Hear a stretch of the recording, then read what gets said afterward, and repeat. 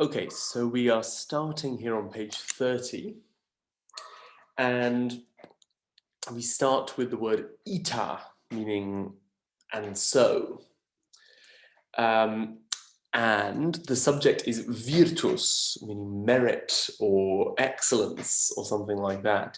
So the merit of those, eorum, genitive plural, qui fecere, right, who have acted. And here, if I just put an annotation in, fecere, this is a syncopated or shortened form of fecerunt, right? So the merit of those who have acted is considered, habetur, literally is held or is had, as great, tanta, as great, as quantum, so tanta and quantum are a pair, they go together, as great as the praeclara ingenia, the illustrious intellects, have been able, potuere, so that is another syncopated form for potuerunt, right? So there we go. So as great as the illustrious intellects have been able to exalt it, extollere, literally to lift it up, with their words, verbis, ablative plural.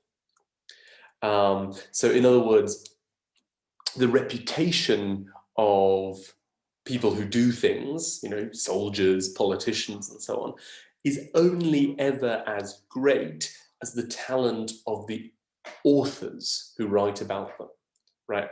You know, for a great general to become famous, they need a great writer to write about them. That's the point.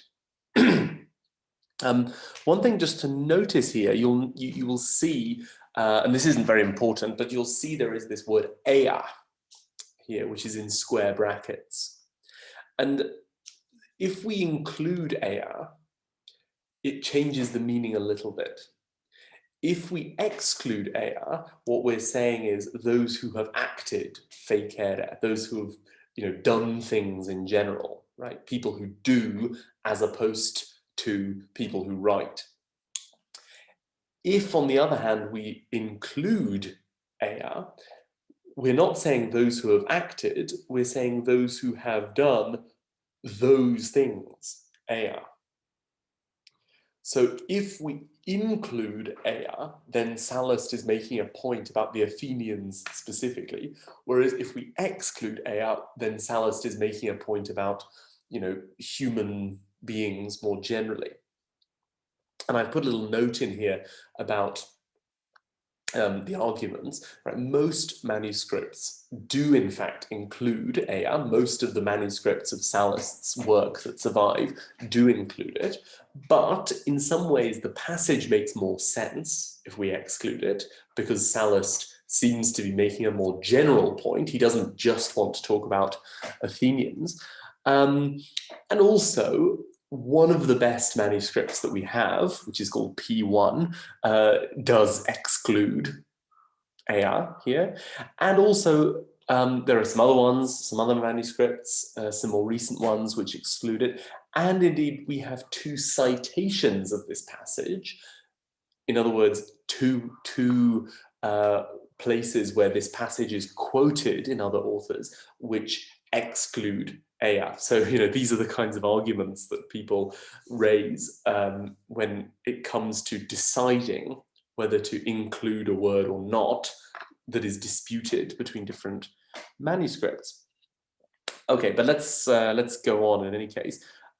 So we then have but, right, at.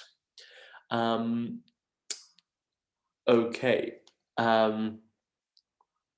So there was, fuit, never numquam, ea copia, that advantage, or you could say that abundance, in other words, an abundance of writers, for the Roman people, populo Romano dative case.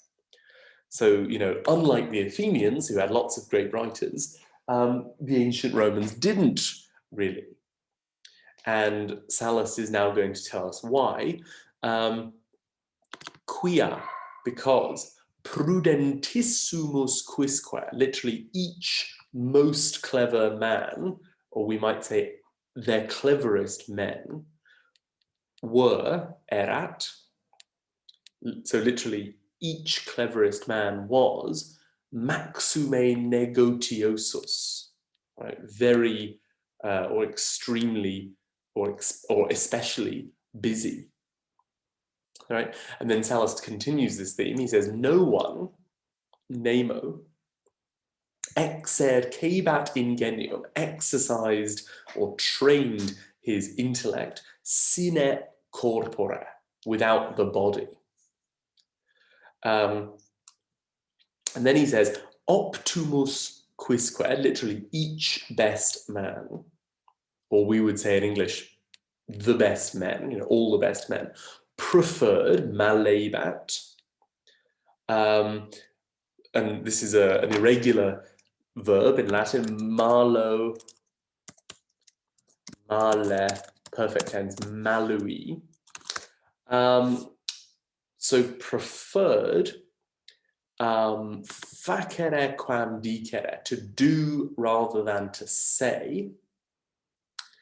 And they also preferred for sua benefacta, their own good deeds, to be praised, laudari, present passive infinitive, to be praised by others, ab aliis, ab plus ablative, rather than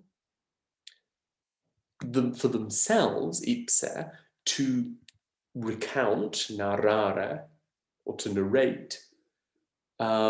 And then we have to imagine benefacta again, the good deeds of others, aliorum. So, Sallust's point is, of course the Greeks or the Athenians had lots of great writers because that was what they did. They did some good deeds, but really they spent a lot of time just sitting in the library, right? Whereas he's saying, we Romans are men of action. Right? Our best men are busy, giving great speeches and fighting great battles. They're not just writing history. Everyone, yes, some people trained their intellect, but, always with their body. These are tough, these Roman men were tough. And, in this last bit, from optimus to malebat, Sallust is saying, proper Romans don't really want to just be historians. They don't want to just sit around writing about what other people have done. They want their own good deeds to be reported by other people, right? They would rather do great deeds, which others can write about, than just sit around writing about the great deeds of others. That's the point. And then going on, we're now on chapter 9 here. Yes, chapter 9. And it begins with igitur. Sorry, here it is. It begins with igitur, meaning therefore. And then the subject is boni mores, good morals, good habits, good customs, were nurtured, colebantur, were cultivated, were developed. And then we have this phrase that Sallust, I think, uses 3 times in our text, domi militiaeque, at home and on campaign. And then he says, there was, erat, concordia maxima, minima avaritia, right? Maximum concord, maximum harmony, and minimum avarice, or minimum greed. And there's a couple of things you could say there. One is that this is an example of chiasmus, which is where you get an A, B, B, A structure, right? So the A's would be the abstract nouns, concordia and avaritia. And then the B's would be the superlative adjectives, which are put in the middle, maxima and minima. So the chiasmus is used to really sort of emphasize the contrast between these things. You know, lots and lots of harmony, very, very little greed. Another thing, just as a more historical point, is that Sallust is pretty much wrong here. You know, he's talking about the time after the overthrow of the kings, of the Tarquins, you know, who were overthrown. You know, in 509 BC, and he's saying, you know, now Rome becomes tremendously harmonious. And that's really not the case, and I've put a note about that here. Most of the first 200 years of the Republic, so from 509 BC onwards, were really strife, conflict, not harmony, but strife between patricians on the one hand and plebeians on the other hand. And this conflict was only resolved in 287 BC by a law called the Lex Hortensia, which gave to the plebeian assembly the right to pass laws that were binding not only on plebeians, but on the whole populace, the whole population. So Sallust is being very nostalgic here and is giving a picture of the early Roman Republic, which is so positive, so rose-tinted, that it's really historically inaccurate. Okay, let's though carry on and finish off that sentence. So jus bonumque, right and goodness, or law and goodness. Okay, bonum is the neuter of the adjective, and so it can be used as a kind of abstract noun. Right and goodness prevailed, valebat, literally was strong, among them, apud eos, apud plus accusative, non legibus, not by laws, not because of laws, ablative case, so much as, magis quam, natura, by nature, or because of nature, ablative case.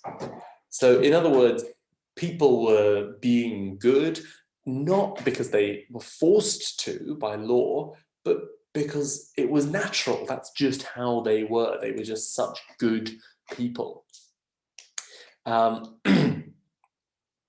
And we then get a nice tricolon here with three nouns, iurgia, discordias, simultates. So a tricolon, and also some asyndeton, which is where you're missing conjunctions. You don't get words like and or but.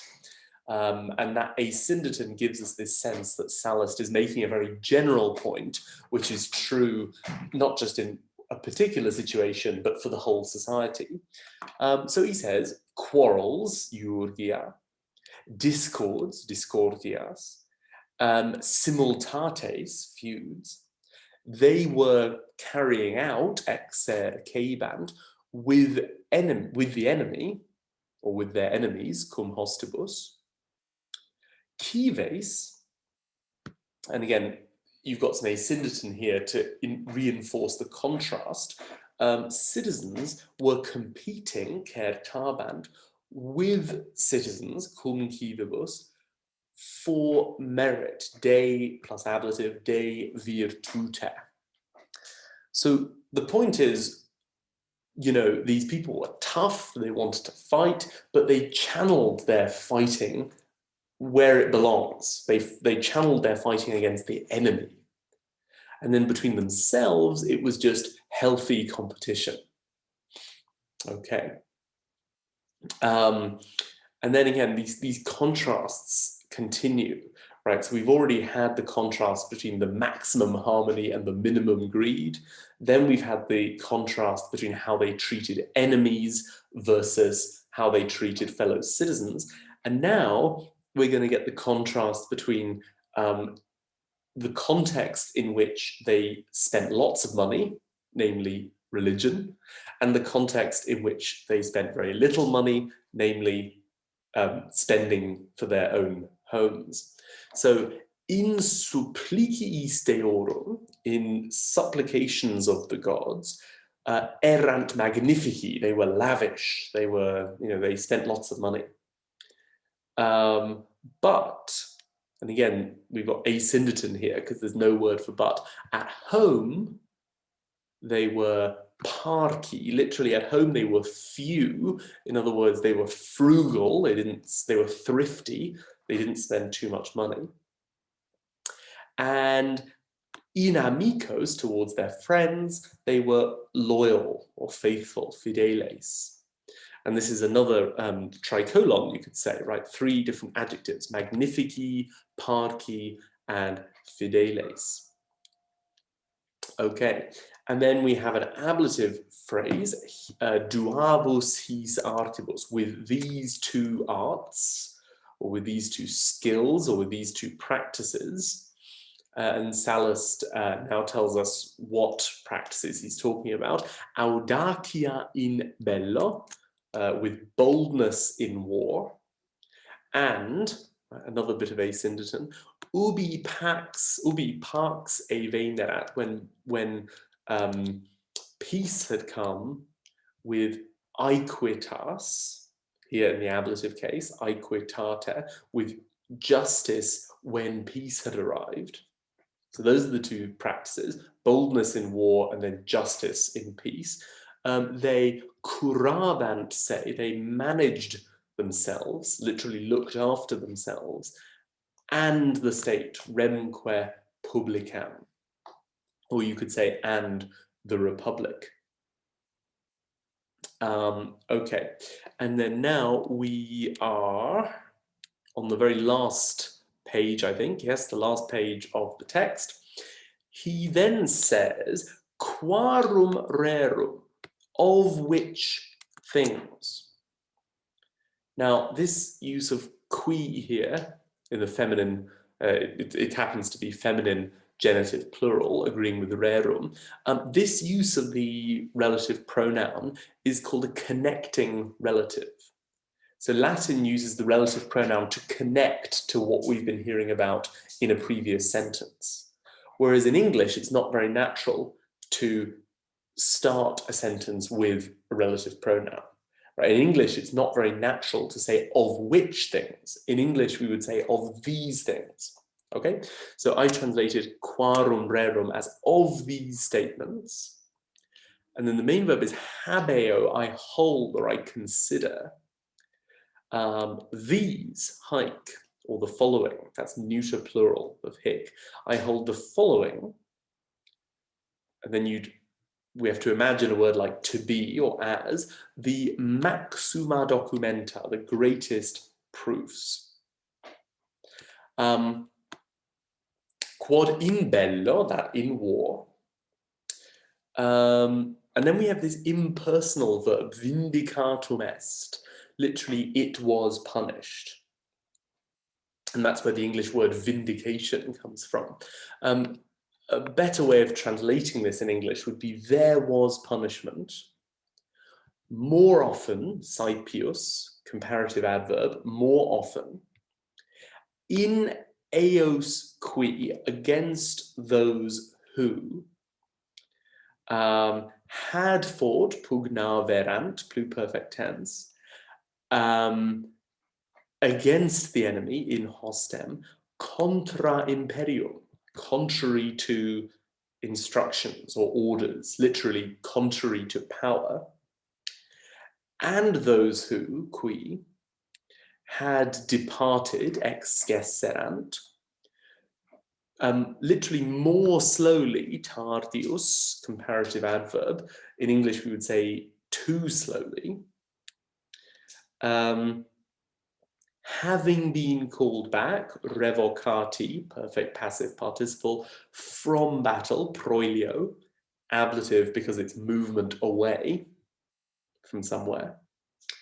So punishment was more often used against those people than, quam, qui, those who, or we could say against those who, had dared, ausi erant, that's the pluperfect of the verb audeo, audere, which becomes deponent in the perfect tense, ausus sum, okay? Those who had dared to abandon, relinquere, the standards, signa, you know, the big, the sort of flags they carried in battle to show what side they were on, abandon the standards, or to yield out cadere, having been driven, pulsi, perfect passive participle, from a place, loco, or you could say from their position. This is this is ablative again because it refers to movement away from a place. So you can see the sort of parallelism between revocati proilio and pulsi loco. So basically Sallust is saying, you know, these early Republican Romans were so tough that they were more likely to be punished for fighting too hard than they were to be punished for not fighting hard enough. Right? If anything, it was harder to sort of pull them back from battle than, you know, the problem was how to pull them back from battle, not how to force them into battle. That's how brave and bold they were. And then this is now, after the semicolon, this is now Sallust's second piece of evidence, his second documentum, which is that in pace vero, in peace, in fact, and now vero does not actually agree, it doesn't mean in true peace, because pace is feminine, so therefore that would be vera, in pace vera. Here, vero is an adverb meaning in fact. Okay, so the second evidence is that in peace, in fact, they agitabant imperium, they literally agitated power, we would say exercised power, by favors, beneficis, by giving favors, magisquam metu, rather than by fear, and and then we have an ablative absolute, accepta inuria, with an injustice having been received, they preferred, malevant, to forgive, ignoscere, rather than to literally to follow through, persequi, in other words, to avenge, right? You know, so these Romans, they, in peacetime, they didn't exercise power by just terrifying people, or each other, right? They did it by doing favors for people. And then those people would return the favors, you know, so it was a very peaceful and sensible way of operating. And, you know, if someone did something bad to them, they would prefer to forgive that person than to take revenge. So again, Sallust is giving us this very rosy, very positive picture of the early Roman Republic, which, of course, and his version is full of these contrasts, you know, to forgive rather than to avenge, favors rather than fear, etc. You know, loads and loads and loads and loads of contrasts. And why is he doing this ultimately? It's because Sallust has one big contrast in mind, and that is the contrast between the wonderful Roman Republic of the early days, or according to Sallust, the wonderful Roman Republic of the early days, versus the very degenerate and weak and immoral and corrupt Roman Republic that Sallust sees in his own day. Okay. And yes, and that brings us to, with this nice statue of Sallust. I can't actually, it's in Italy somewhere, I can't remember exactly where. And so that brings us to the end of the text.